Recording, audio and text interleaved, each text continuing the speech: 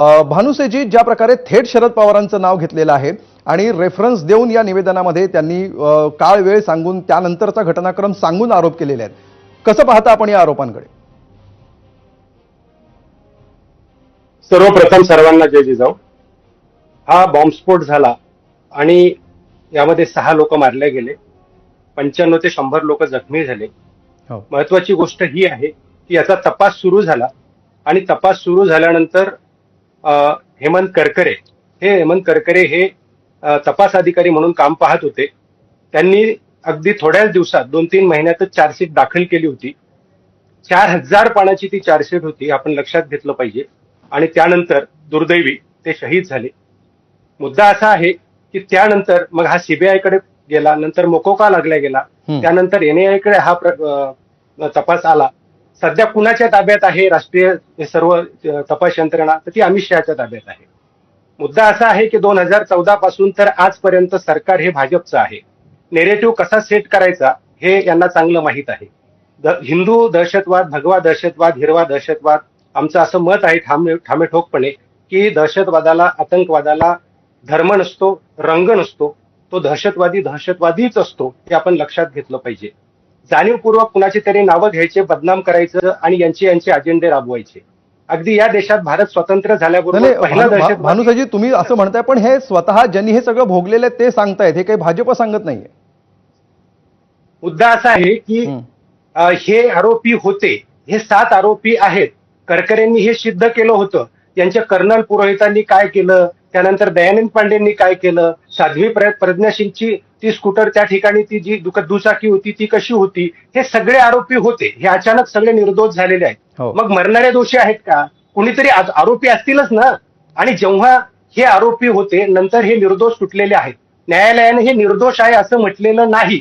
भानुसेजी, याच्या टेक्निकल गोष्टींवर आपण जाऊच, मात्र मी प्रश्न असा विचारतो आहे की हा भाजपचा आरोप आहे म्हणून तुम्ही का बघताय? तुम्हाला यातल्या आरोपींनी जे निर्दोष सुटलेले आहेत त्यांनी दिलेलं निवेदन आणि भाजपचा आरोप या एकाच चष्म्यातून तुम्ही बघताय का या दोन्ही गोष्टी? मुद्दा असा आहे की यांची जी मानसिकता आहे, आता 2014 पासून तपास कुणी केलाय? म्हणजे मला एक सांगायचं सर की जेव्हा RK सिंग गृह सचिव होते ते स्पष्ट बोललेले होते, रेकॉर्डवर आहे की आम्हाला या पद्धतीनं या लोकांनी हे घडवलेलं आहे, आमच्याकडे अशा पद्धतीचे पुरावे आहेत. या 7 आरोपीचे नावं त्यांनी घेतलेले होते. जेव्हा ते भाजपमध्ये गेले तेव्हा त्यांना 2 वेळा मंत्रीपद सुद्धा दिलं. तिसऱ्यांदा निवडून आले असते तर मंत्रीपद त्यांना मिळालं असतं. यांच्याकडे उत्तर आहेत का की जेव्हा ते असं बोलतात भाजपमध्ये गेल्यानंतर? म्हणजे थोडक्यात तुम्हाला असं म्हणायचं आहे की हे भाजपचं नॅरेटिव्ह आहे जे याच्यातून सुटलेल्या आरोपींच्या तोंडून सध्या समोर येताना दिसतंय. भाजपचे विश्वास पाठक आपल्या सोबत आहेत. विश्वासजी, आपण काय म्हणाल याकडे? बघा, साध्वी प्रज्ञा सिंग यांचं 30 पानी जे काही संमिश्रण कोर्टामधलं ते आज बाहेर आलेलं आहे. त्यातनं एक जर शब्द वाचला तर अतिशय गलिच्छ प्रकारचं राजकारण त्यांच्यासोबत केलं गेलं. खरं तर एका साध्वीला आपण पूजत असतो, ती साध्वी नसली तरी महिलेला कसा आपण सन्मान द्यायला हवा ही आपली शिकवणूक आहे. पण त्याच्या विपरीत ATS प्रमुखांनी ज्या प्रकारे त्यांच्याबद्दल बोलले आणि ज्या प्रकारे त्यांनी त्यांच्यावर दबाव आणला, म्हणजे मोहनजी भागवतांचं नाव घ्या, इंद्रेश कुमारांचं नाव घ्या किंवा नरेंद्र मोदीजींचं नाव घ्या, योगीजींचं नाव घ्या, अशा प्रकारचा दबाव आणून त्यांना गोंधळण्याचा प्रयत्न केला.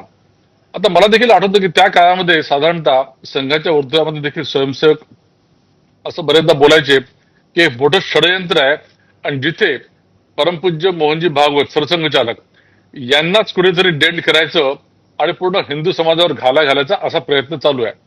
दुर्दैवाने तो प्रयत्न सफल झाला नाही. हा देश हे जे कायद्याचं राज्य आहे, आज म्हणजे एनआय कोर्टाच्या माध्यमातून पूर्ण निर्णय लागलेला आहे आणि साथीचे जे आरोपी होते ते निर्दोष त्यांची सुटका झालेली आहे. मला असं वाटतं की तो जो काळ होता तेव्हा मिलिटन्सी फार जोरात होती, अतिरेक्यांचं सर्वत्र हैदोस होता आणि हे करताना अतिरेकी एकाच धर्माचे सापडत होते. म्हणून कुठेतरी काँग्रेसला आणि काँग्रेस विचारांच्या लोकांना पोटात दुखायला लागलं आणि त्यांच्या मग मेंदूतून, सुपीक मेंदूतून हा जन्माला आलेला हिंदू दहशतवाद, जिथे चिदंबरम असो किंवा सुशील कुमार शिंदे असो यांनी हा केला आणि त्याला शरद पवारांसारख्यांची देखील साथ लागली. पर शरद पवारांनी ठीक आहे, म्हणजे अशा प्रकारे हे नॅरेटिव्ह रचण्यात आलं हे तुम्ही सांगताय. मात्र याच्यातून जो मूळ प्रश्न निर्माण होतो आहे की मुंबईच्या रेल्वे बॉम्बस्फोटाचा आत्ताच निकाल लागला काही दिवसांपूर्वी, त्याच्यामध्ये सुद्धा अंतिम दोषींपर्यंत आपली यंत्रणा पोहोचू शकली नाही. आता मालेगाव स्फोटाचा हा सगळा खटला समोर येतो आहे. त्याच अनुषंगाने माजी पोलीस अधिकारी धनराज वंजारी यांना मला हे विचारायचं आहे. वंजारी सर, की याचा केवळ राजकारणासाठीच आपल्या सिस्टीममध्ये वापर होतो आहे आणि मग अंतिम यातल्या बळींना न्याय मिळण्याची जी